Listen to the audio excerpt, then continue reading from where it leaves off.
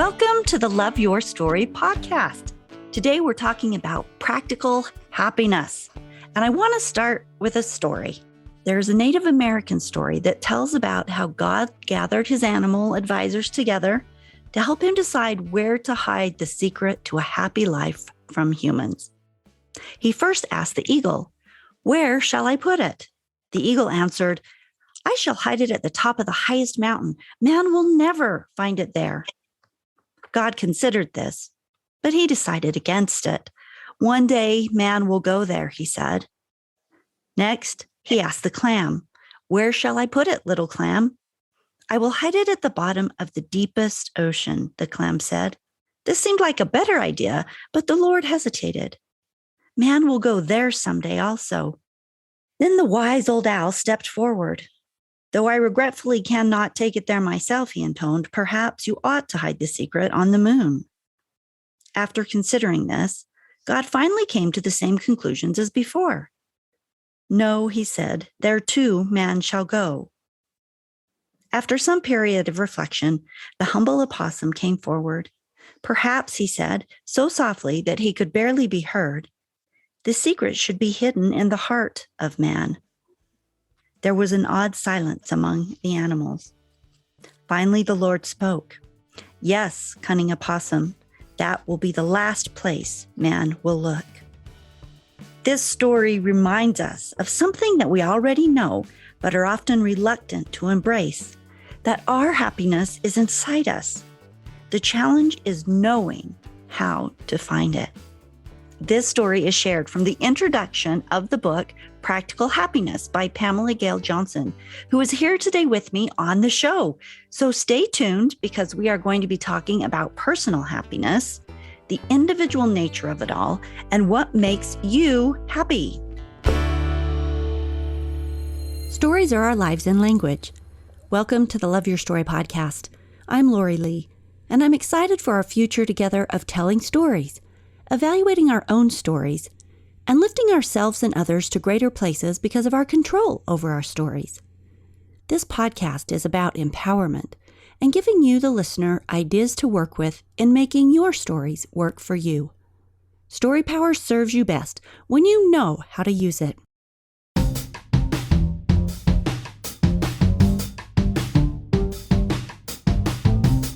Today on the show, I have the founder of the Society of Happy People and the author of Practical Happiness here to support us in intentionally creating our own happy spaces. Pamela Gail Johnson is our guest, and she has helped people understand and expand and rethink their happiness mindset since 1998. And that was when she founded the Society of Happy People. And as a mostly happy person herself, the way this happened was she just started wondering, where are all the happy people? She decided that they needed their own tribe.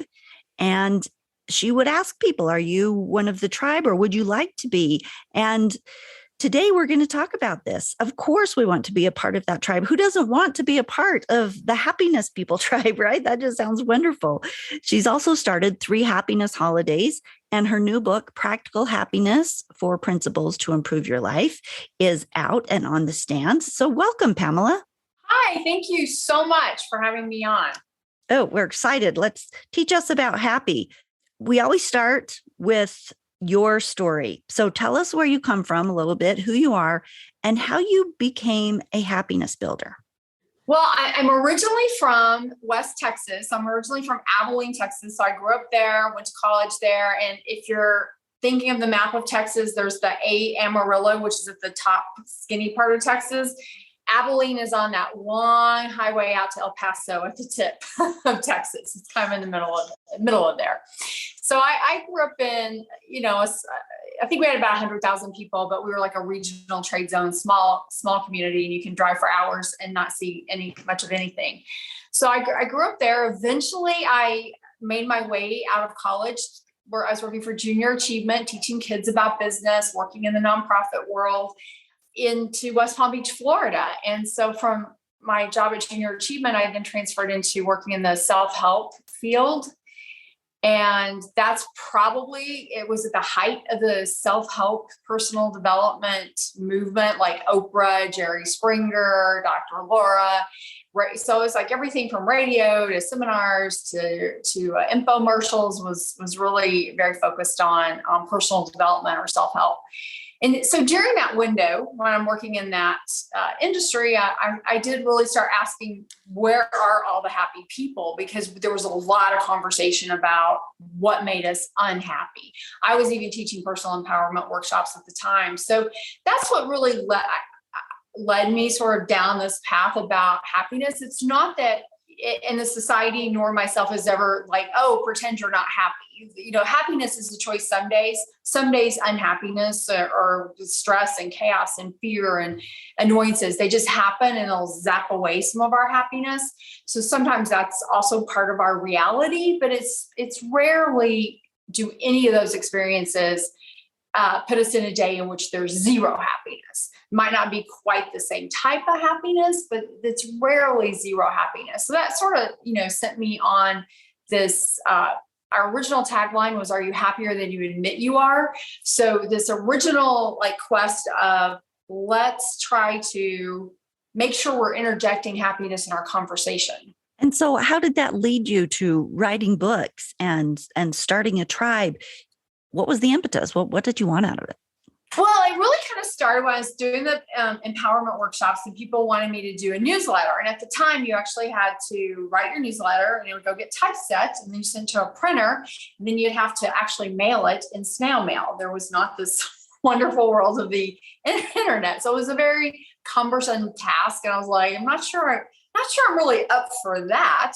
But I spent some time thinking, what would I put in the newsletter? And it dawned on me that part of empowerment was about being able to laugh a little bit about maybe past lessons learned. So like if you were in the 5th grade and someone was mean to you, maybe you learned a lesson from that. Maybe you became nicer. Maybe you decided other people's opinions didn't matter. Maybe it did something that made you better, but you might not have realized that till you were 25 or, down the road, you kind of laugh and you're like, yeah, so-and-so was a real jerk. But you kind of tongue in cheek it. So I was like, I want the back of my newsletter to have a humor column. So then I went back to that question of where are the happy people? And so I started seeing them stand around, chit-chatting with each other. And then I'm like, you know what? They don't want anybody there raining on their parade. I was like, they have, their own club. It's a secret club and they're wearing Mardi Gras style masks and they're just chit-chatting about happiness because they don't want to have any parade rainers. And then I sort of see a banner behind it that says Secret Society of Happy People. And I thought, what a great essay about a club where people just celebrate happiness. And again, not at the absence of things that make you not so happy, but just celebrate happiness. And I tell people about my essay and they would say, well, when are you going to join it or start it? I want to join. And so eventually about a year later, I started the Society of Happy People or Secret Society of Happy People. We had that name for about 20 years. And then I decided we weren't such a secret.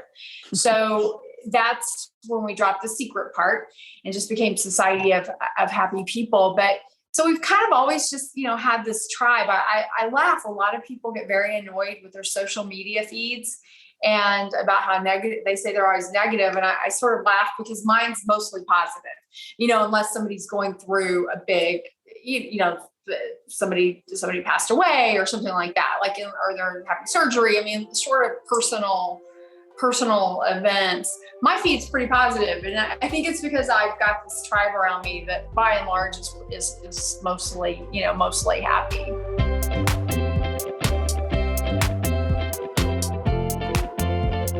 So what does the Society of Happy People do then? What does that society spend their time doing? Well, we try to make sure we encourage people to recognize happiness when it happens. And so over the years and early on, it was called Admit Your Happy Day. Now it's just Happiness Happens Day, which is August 8th. That started the first year after we formed. It's like our birthday. That's how I see it. It's our birthday because it's when we got our first member. That expanded to Happy Happiness Happens month, which is now all of August. And then the third week of January is Hunt for Happiness Week, because after all the fun fall and holiday hoopla, we can kind of go into a slump as we head into waiting for spring to arrive, and we have to hunt sometimes a little harder for our happiness. So those are our probably can anybody join it?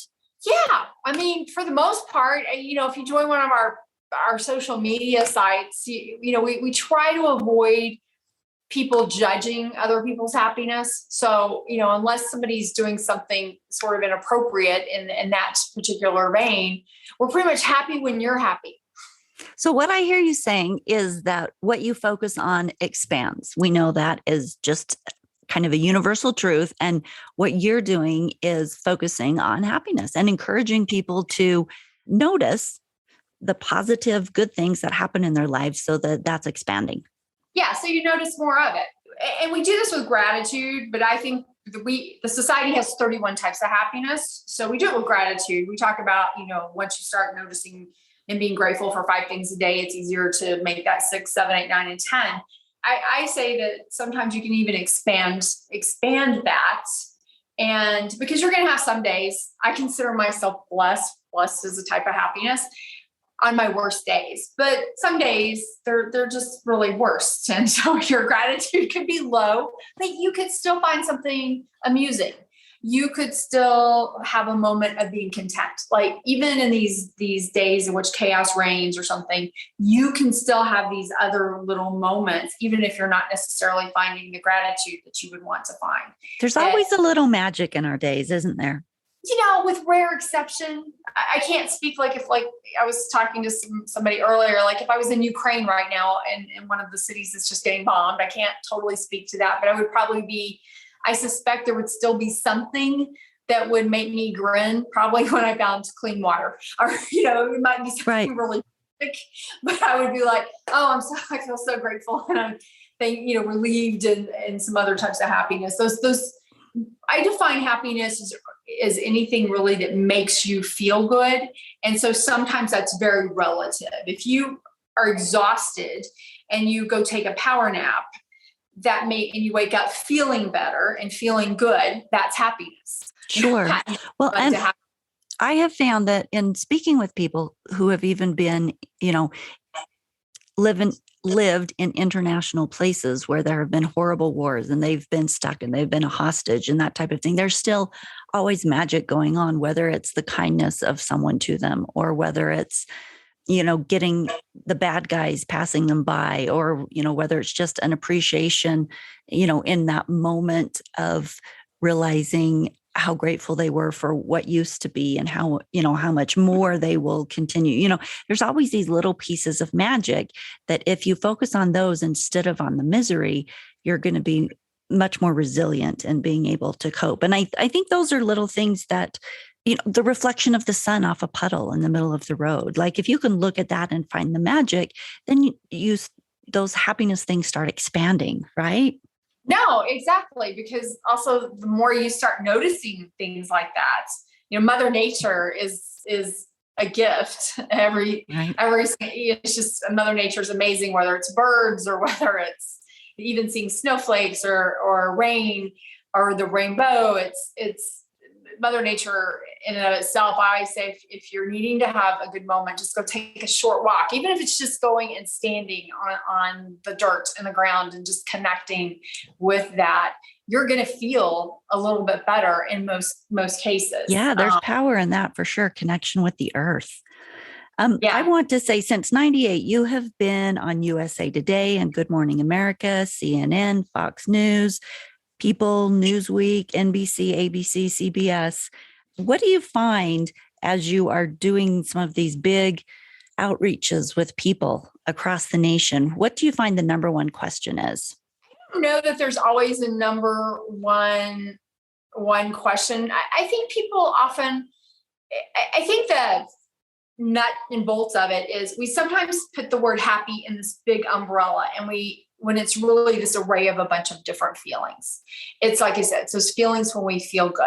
And we want to make happiness just like a one size fits all emotion. And it's just much, much bigger than that. So I think if I'm being interviewed for something for Happiness Happens Month or anything else, we're trying to get people to really expand that definition of what happiness is so that they can really recognize how much of a day that you actually feel good. I mean, sometimes I want to tagline stuff, you really are happier than you think you are. And it's mental health month. And I did a post about this on Facebook and LinkedIn this week so far. And I need to add Instagram in there. But basically, I was saying when we talk about mental health, we also don't need to exclude happiness, because sometimes somebody who has mental health challenges can be actually happier than someone who doesn't have mental health challenges, because that person's looking for happiness. Happiness is part of our mental health. It is not the absence of mental health challenges, just like it's not the absence of, let's say you have diabetes or high blood pressure, or you broke a bone and you're having to wait for it to heal. You're still going to have happy moments. Yeah, it's not the absence of trial. It's not the absence of difficulty. Happiness is a state of mind.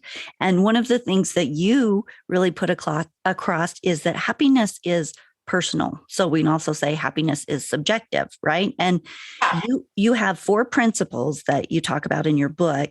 So it's 4 principles to improve your life. And the first one is that happiness is personal. So tell me a little bit about how you promote and teach that idea. Well, I think our society, in part, it actually started with the text. They used to say, I believe it was, I'm going to miss the year, but once people started texting, and you probably had unlimited text, movie producers would know on Friday night how well the movie was going to be received, because the people who went, the early adopters who went to see it first, would come out of the movie theater and text their friends. And then their friends would decide to either go see it because their friends were saying, great movie, go see it. Or they'd go, oh, none of my friends liked it, so I'm not going to go see that movie. And it would not have a great box office hit. So we started moving into this place of groupthink, definitely by 2000. But we started moving into the groupthink mindset. And now it's almost moved into competitive happiness. So we always have to remember that our happiness is personal to us. So our spouse may like something that we don't like. We may like something our spouse doesn't like, or our friends or our family, and that's okay.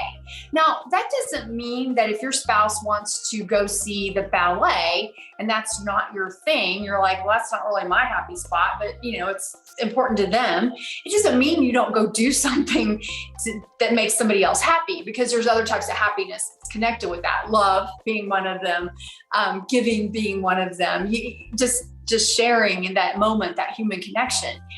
But you can also recognize that, I'd rather be at a concert listening to my favorite band instead of the ballet. That's okay too. And if you're in a healthy relationship, that person's going to go with you to a concert sometimes, because that's part of being connected to people. Well, and I think too, if I can just interject here, that I think the space of just understanding and accepting that, I give you permission to realize and accept that your happiness is personal to you, that you don't have to like the things other people like, and you don't have to hide the things that you like. I think the world is more colorful and brilliant, and that we get so much more from our associations with people when everybody just brings what they're best at and the different colors that are about them and their personality. And that is defined by the things that they like, the things that make them shine. And I think that for anyone, if there are people out there who feel like, no, I can only like what everybody else likes, I can only like what is cool, certainly that's a cramp in real happiness and a misnomer, for we all like different things. Skiing might make me happy, but hitting a good movie might make you happy. Or I work as a realtor, and that's a commission-based only job. And for a lot of people, that would be really nail biting, but it also allows me freedom and with my schedule. And that makes me very happy. That's something that I need to function well. And so different things are going to work for different people.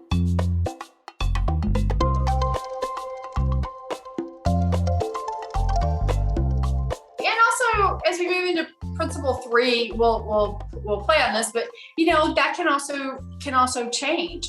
But we always have to remember that we can sometimes end up raining on people's parades when we start questioning, what makes them happy. And again, also that is part of that group thing. Just because everybody else liked a movie or liked reading a certain book, You may or may not like that. And there's nothing wrong with that. And it's what energizes your soul. Right now, we have a lot of people who are struggling with different, I think people sort of feel post-pandemic exhausted, so to speak. And sometimes they're feeling like, oh, I need to take a nap. And what they really need to do is go do that thing that really energizes their soul, that thing that makes them happy, whether it's a spa day away from the family and the kids, whether it's going and hanging out with some girlfriends that just make you laugh, or some guys going on a fishing trip just with their guy buds. And so they can have a weekend camping and just being guys.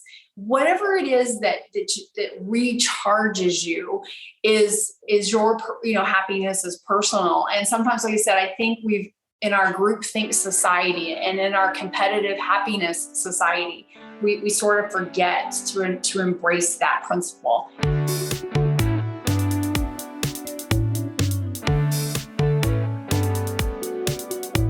One of the things about the book is we tell people stories. And so we actually show these principles in action, and we'll show you how diverse happiness is. I have one business guy I talked to who talked about adult coloring, and he actually posts his picture sometimes on LinkedIn. He says they get a lot of likes, but a lot of guys wouldn't admit they liked adult coloring, and that's what makes him happy.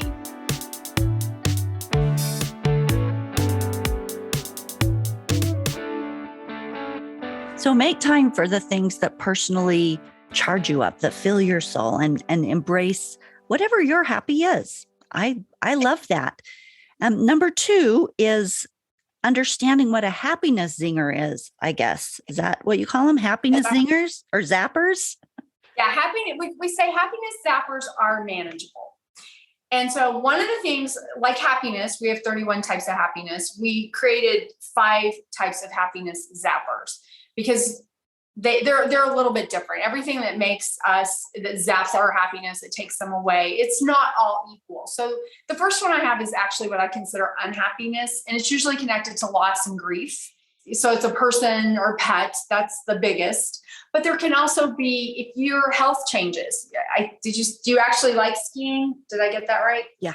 If you get to a place at some point, like let's say you hurt yourself and you hurt your knee or something, and you miss a ski season, that's going to make you a little sad. That's going to zap a little of your happiness. Now, does it ruin your life? Probably not, but it can zap that happiness. There's a little loss maybe of the skiing for the season. So that can be health. We can have estrangements from our friends and our family. Like we're going through something and we're just not on the same page with somebody, and we may not see them for a while. And that can lead to some sadness for us. Sure. Stuff happens. Exactly. So that's unhappiness. Those are those things that you can't just snap your finger and make them go away.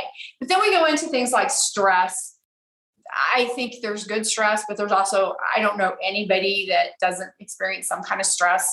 We all have to figure out what our stress management tools are, and those may change based on what the stressor is. So stress is a zapper, but it's part of our life. And again, we either manage it, we identify it and manage it, or it manages us, as I like to say. Then there's fear. Now, I do preface this. Let's say your house is burning down. Obviously, you need to call the fire department and get out of the house and take appropriate actions. Or if somebody's physically hurting you or emotionally hurting you, you need to take appropriate actions for that. But a lot of our fears are between our temples. So it's somebody who says, oh, I really do want to ski, but I'm too old, or I'm too something, or I'm scared I'm going to fall, or whatever it is. They miss that. Fear is this bridge to regret. There's very few things that you're going to try, even if you fail at them, that are going to be life defining. You're going to move through them, but the act of trying gives you confidence, a type of happiness that gives you courage. And you may discover something that you love that you wouldn't have discovered otherwise. So our fears stop us from doing a lot of things. And then there's chaos. We all deal with chaos. I'm staying with a friend, and they have Airbnb units. And when I got home from the office yesterday, one of the units was dealing with a flooding issue, and we, had to go and get that resolved until the plumber could come. And so there's a couple hours of chaos there, but chaos is temporary. The actual moment is happening. It can be frustrating, intense, and stressful, and a lot of things, but again, usually temporary. And then the final one is annoyances. And I do feel we have the most control over this. Those are the things that sometimes people will let take their happiness for a whole day. So maybe you go get your morning coffee and the barista is not as polite to you as you think they should be, and you go repeat that story to 10 people. I promise you, most likely a month from now, you won't remember it, but you definitely won't remember it a year from now. And so my question on annoyances is always, will you remember this a year from now? And if the answer is no, you just need to let it go now. Put it in your God box, go do kickboxing, go shoot some basketball, whatever it is for you of how you let go of stuff. But if you really won't remember it, don't let it zap your happiness all day. Just try to move through it. Do you find that knowing what these happiness zappers are, just an awareness of them allows you to accept them, that they're a part of life? So it just sounds like we're just naming some of the things that can go wrong in living. But are there actual ways that you suggest managing them, or it's just an awareness that that's a part of the process? No, we actually in the book, we have what we call a ZAP map, which is a Zapper Management Action Plan. And that plan is going to be fluid. And again, like happiness is personal, the way we manage our ZAP map will be personal based on the zapper and based on us and based on extenuating circumstances. But the first part is to identify which category it's closer to. And one of the reasons for that is there's a vast difference in how you manage the loss of something and grieving something. And like maybe you're doing a job search you didn't want to do because your company shuffled things up and you're now job hunting. There's a vast difference in how you manage that and how you manage your spouse saying something to you that annoyed you. Number 3 is one of my favorites. It's my favorite of the 4 actually, because it's happiness changes as we change. And I think the reason that it's my favorite is because I have noticed that the things that made me happy in my 30s, that I'm actually in my 50s now. And like the things that make me happy are different. And it's so weird because I didn't know that was going to happen. It's very unexpected to me to think like, what happened to me? Like, where's that person I used to be, And so I think that's a really big part of life. But I think, again, just the acknowledgement of it, that what made you happy yesterday might not make you happy today. What made you happy last year might not make you happy this year. Like it's going to change. And that's kind of cool. Exactly. And I think one of the ways people get stuck is they keep trying to recreate past happiness. Let's say you have a family vacation spot and you go on a vacation there every single year with your family. Even though it's the same place, it is not going to be the same experience because the people who show up each year will have changed and grown. We can't necessarily recreate the exact same happy experience. And so when we keep trying to do that, when we say, oh, I used to love golf.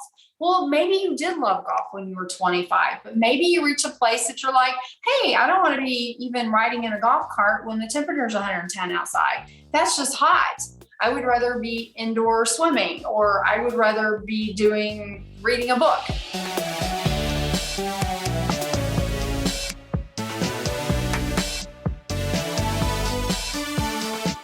Tell me about number 4. Happiness is bigger than you think. Well, number 4 is based on the Society's 31 types of happiness. So actually your listeners can go to sohp.com/gift and download our 31 types of happiness counter. So that's sohp.com/gift. They'll get the counter. And I always challenge people, we don't have time to cover all 31, but I always challenge people, take the last 2 hours of your day and go in and count how many times you experienced that type of happiness. Go in and most of the time, with rare exception, people will have more happy experiences than they thought they did because we cover everything from feeling valued to relief to amused. So some that you might not just immediately say that's a type of happiness. So most of us, and in the book, we give you stories, not that that's going to be how you would define being amused, but that's how somebody else did. So we give you stories to help you. It's a kind of a catalyst to help you better relate to a different type of happiness so that maybe you notice it more in your life. So I think the stories are the bridges of this book that help people live it.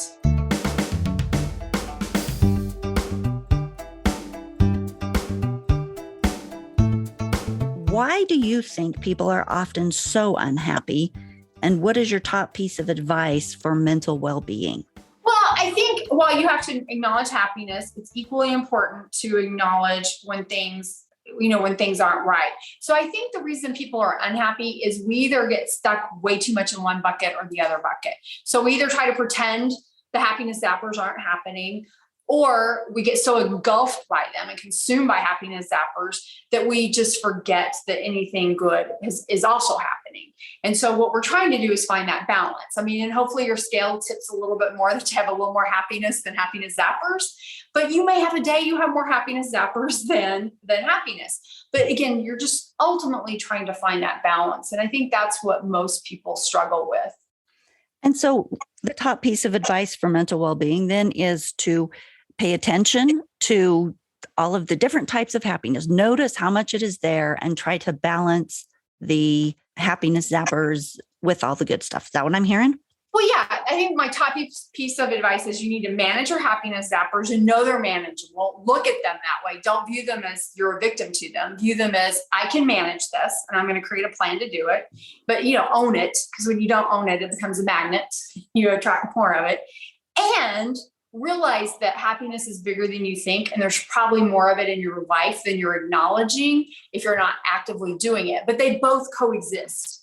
You know what? I really agree with that, because I've noticed that in people who, someone I know is, in particular, I'm thinking of, has been really down, had a rough couple of years, and, that they're depressed, and I'll keep pointing out all the good things that are going on in their lives, and they can't see it. They're like, no, I don't think, of course, they don't want to stay in an unhappy space, but they feel there's either an expectation that everything's going to be really cloud nine and, you're living really high, or else you're just not happy. And so I think this balance that you're talking about is great, because there has to be a managed expectation. I was going to say, when you look at those 31 types of happiness, what you may challenge your friend to do is just to stair step it. I have a friend who calls me all the time and screams that she hates life and she'll never be happy. And I'm like, let's not go for happy. Let's just try to go for maybe where you're neutral on life. Let's go for content. So sometimes it's about stair stepping it. Sometimes it's relief. Sometimes it's satisfaction, you cleaned out a drawer. And that can give that person that moment they felt better than the previous moment. So maybe with your friend, try to help them redefine happiness to, let's feel a little bit better this moment than you did your last moment. And we'll just keep stair stepping you. Thank you so much for being with us today. Where can people find you? You can find us at sohp.com. And on there, you'll see Happiness Happens Month links and links to check out Practical Happiness. We're in all the bookstores. You should be able to get the book there. And hopefully you guys will join us to celebrate Happiness Happens Month in August.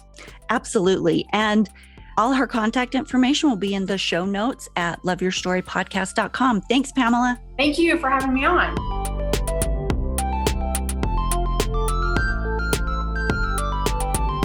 Our brains are hardwired to quickly recognize and help us get away from things that can hurt us.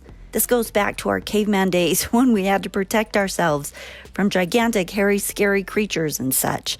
Our brains have evolved to help us recognize danger and to keep us safe. It's part of the self-preservation. And that's why it's always easier and maybe even more natural for us to see what's wrong in our lives before we see what's right.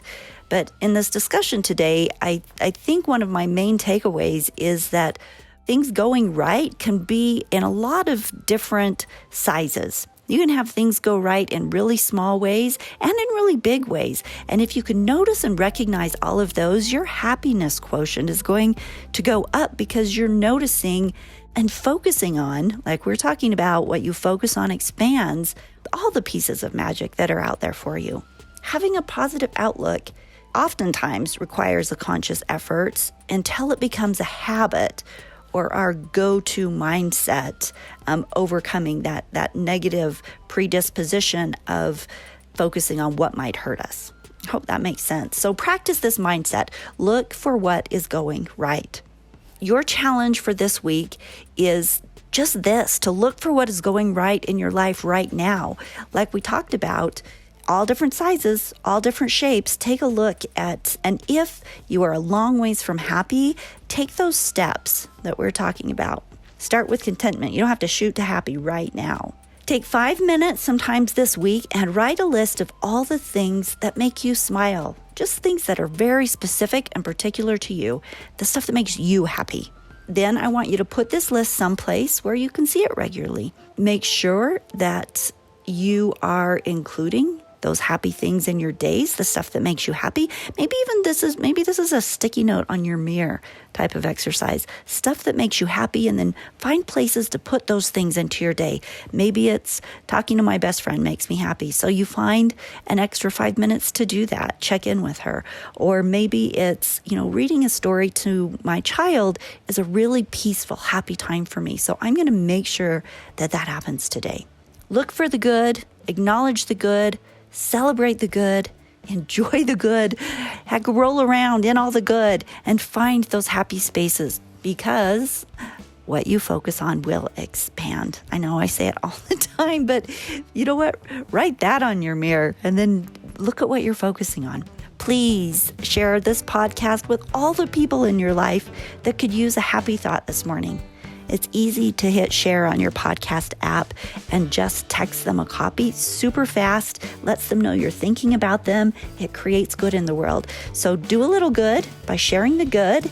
Remember, all the episodes are also on loveyourstorypodcast.com. So you can scroll through them, decide which ones you want to listen to. If there's one you've missed or one you want to share, there's reviews for the podcast. And there's also a link if you want to buy a copy of Life, Living Intentional and Fearless Every Day, the 21 Life Connection Challenges.